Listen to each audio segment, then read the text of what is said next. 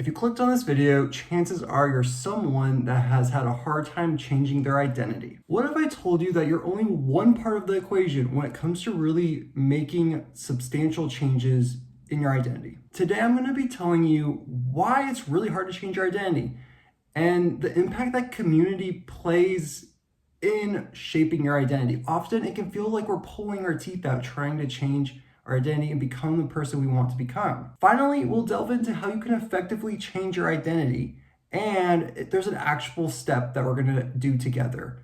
Well, I've already done it, but you could do it. The link for it is gonna be in the description below, okay? Okay, now let's delve into it. So, community, right? Community plays a massive role in our identity. And there's two prominent ways in which your community influences your identity. The first is that it co-determines it, which not many people talk about. And the second one is that they influence it. So first, let's go into influence. This is the one that you hear that's more common. Simply put, if you want to change your identity, you really have to be cautious about who you're surrounding yourself with. Okay, changing your identity is honestly like getting an airplane off the ground. So you have a sense of where you're going to be going, right? And where you're going is altitude, right? It's in the air. And obviously, we need to know the environment around us to make sure that we don't hit people that are on the warning track, objects, the weather, right? If it's a blizzard, right? I mean, you gotta wait until the blizzard's over. And so think about all of these elements as the people, right? If you're around, people that are eating junk food, staying up late partying, and you want to become a healthy person, and health is one of your main values, simply put, you're gonna not be able to really do it. You're not gonna be as effective. And the second part of this equation is that you need ample time, right? Not only do you need the right circumstances, right? The blizzard's not there. The people on the warning track, is that even the right term? I don't even know that that's the right term. The people need to be off the road, right? But you need the right amount of time, right? If you try to go from the ground to, I don't know how high up an airplane needs to be in altitude or whatever, right? Guess what? If you try to do that in a minute, your plane's gonna burn up. So you need to make sure you do it at the right pace, right? And so when it comes to changing your identity, not only do you need the right people in your life, but you need to give yourself a realistic time frame. Obviously, this is super cliche, but you are the average of the 5 people that you spend the most time with, right? So do an inventory. Do you spend the most time with your family? Do you spend the most time with your friends? What characteristics and virtues and values do those people exhibit, right? Are those the people that will help you become the person that but ultimately I would say God wants and needs you to be? Okay, so we went over influenced. I feel like it's pretty straightforward, right? You gotta be careful with who you surround yourself by. So next we're gonna go into co-determined, which is something that I've only heard one person ever really talk about before. Simply put, co-determined means that you don't really solely get to choose your identity. And yeah, you heard me right. You don't get to choose your identity just by yourself. The community, the people that you surround yourself with also determine who you are. Okay, so I'm gonna just give you a couple of examples to shed light into co-determined, what it really is, okay? The first is, let's say you're a man, right? And you see yourself, and you identify as a highly virtuous man, right? So you think, okay, I've been practicing virtue for a long time now. All the different virtues I'm well versed in. I'm more virtuous. This is pride coming in, right? But I'm more virtuous than most people around me, all this kind of stuff, right? And you're like, you know what? Due to my high level of virtuosity, I can easily find a brotherhood of men that will want to associate with me. I'll be able to find a highly virtuous wife, all these kind of things, right? But let's say you go to, your church, whatever, and these people that you deem highly virtuous, they don't really want anything to do with you, right? They don't want you becoming part of their tribe. They're kind of hesitant to speak to you. What does that say about you? Are you really that virtuous? Or because maybe in your mind, in your internal world, you feel very virtuous, but externally, the external doesn't really match the internal. They have a more accurate understanding of the external, right? Because they don't have that bias. And so sure, like you can feel very virtuous, but if the people on the outside don't see that, they kind of reality check you, right? So this is what's kind of meant by codetermined. Not the internal matters, right? But the external also matters. And the external is that reality check. The second one that I want to talk about is like, let's say you're working for your company, right? And you're like, you know what? I want to be promoted. And you're like, you know what? I'm a really hard worker. I turn assignments in on time. I stay late. Like I do all these things that employers would want me to do. And I feel like I'm suited to take the next rung up in the ladder, right? Corporate ladder. And there's a job opening. And you have two other candidates also running for that promotion. And so the time elapses and the decision is made. And guess what? You're not chosen. This other candidate is chosen. And, you jump on a staff meeting and they say, you know what, this is who won the new role. And yeah, they're really hardworking. They're smart. They're generous with each other's with their time. They pour into their coworkers, all this kind of good stuff, right? And yeah, you're not chosen. And then all of the coworkers, right, that didn't apply are like, yeah, this person's so great, blah blah blah blah blah, right? And they're reinforcing that they're the person that should have won, right? Are you really the top dog, ready to go to that next rung in the ladder? That's the thing, right? And this is the thing, right? Especially when it comes to promotions, right? There can be that bias for employers. Like they could hire, the person that they're, or not hire, but promote the person that they're closer with, right? So it might not necessarily be like a super simple equation, right? But maybe especially if it's not just the employer, but it's all the other people in the environment, right? Like singing praises for the hard work, dedication of the person that did get it, them being the one that's worthy of getting that promotion. That's a reality check. That's being like, you know what? Your identity isn't the top dog. You're maybe the second or the third dog in the ladder. And that's not to say like, oh, like maybe I'm a horrible, lazy person. Why? But there is something to be said about this reality check, which is really important, right? Because like we live in a society where it's like, oh, my internal world solely determines my identity. And that I don't think is the case. Obviously, from these examples, right? Your identity is co-determined. It's a negotiation. Your identity is a negotiation. And so I really wanted to bring this up to you guys because not only is your identity so easily influenced by your community, by your external environment, but it's also co-determined. And so I want you guys to analyze your life and be like, okay, like what does my environment look like? Who are the people in it? And next, we're gonna get into how do we go about effectively changing our identity, okay? Okay, and first off, so we're gonna get into how to, effectively change our identity.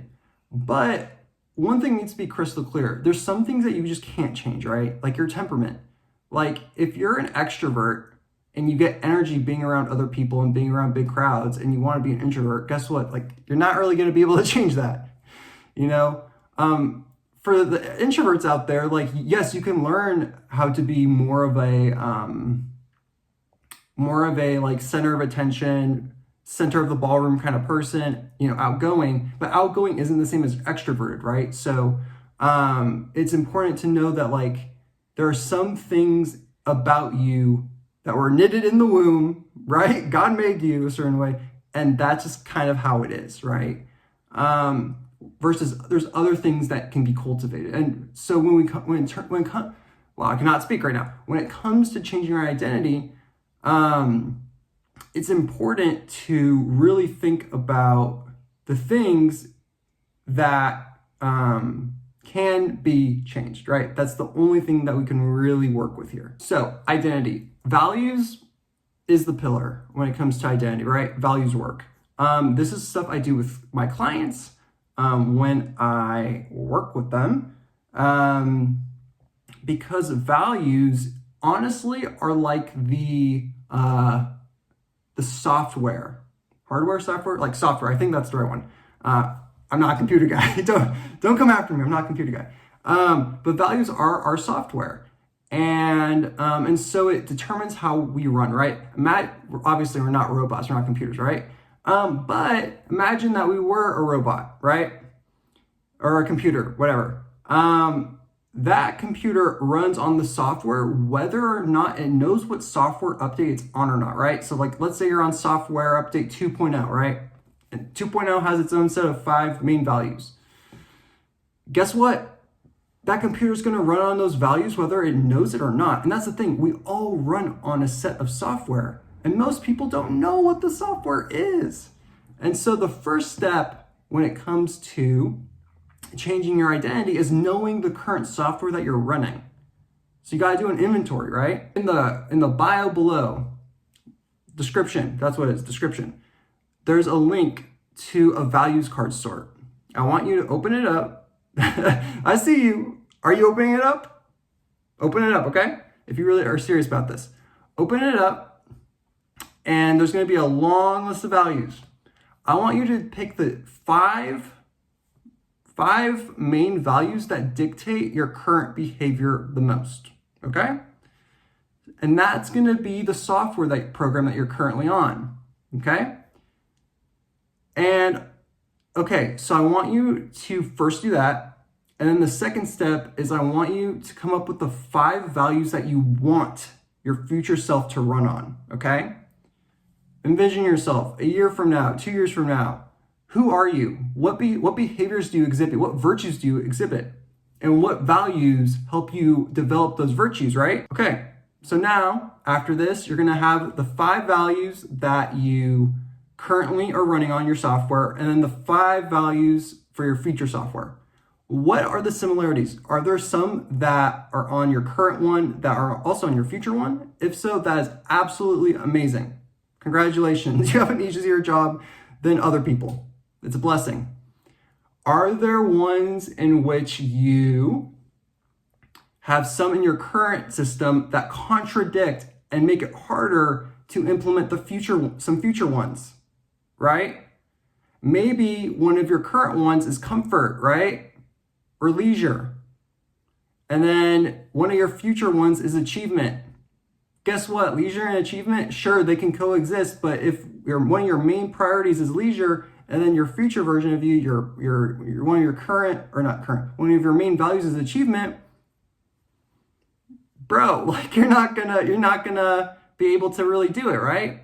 Obviously. And so it's like, okay, there's gonna be some that can potentially hinder your progress, and those ones we need to cut.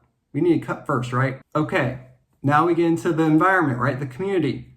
What people in your current life shape the current values that you live by? Are they ones that you're going to take with you into your future? Are they ones that you need to cut out? Hey man, are you willing to lovingly, that's the main thing, right? Lovingly let them know that you need to stop seeing them. Okay? What are the types of people that will help you embody those future virtues and the future values that you want to hold, right? Where are you going to find them? Are you going to find them, let's say you want to really deepen that relationship with God. Are you going to church?